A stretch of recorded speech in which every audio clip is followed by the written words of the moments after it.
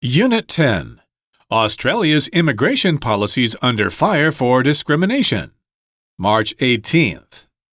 Australia's strict immigration policies have long been criticized, particularly for how they treat people with disabilities.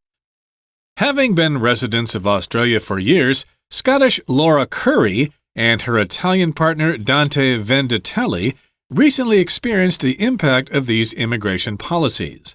Their son Luca, born in Australia and diagnosed with cystic fibrosis, became the reason their residency application was denied due to the anticipated high healthcare costs. Had Luca been healthy, there would have been no objections to their permanent residency. This case not only highlights discrimination against disabled individuals, but also raises questions about fairness and inclusion within Australia's immigration system.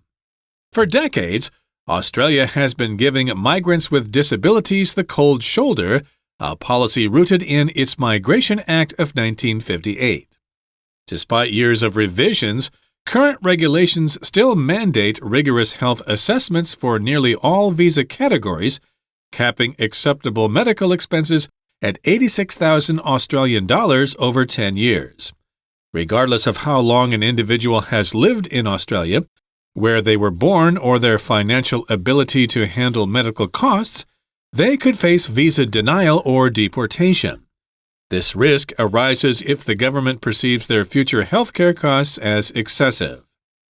Defending this stance, government officials argue that such policies are necessary to manage public resources and maintain a balanced healthcare system. Not everyone is convinced by this argument, however. Disabled rights advocates and critics view these policies as discriminatory violations of fundamental human rights that are at odds with Australia's proclaimed values of equality and inclusivity. They assert that the immigration system treats disabled applicants as if they were mere burdens rather than individuals with potential to contribute. The growing opposition and calls for reform across Australia's political arena indicate a pressing need for change. Truly promoting equality requires a critical re-evaluation of these immigration policies.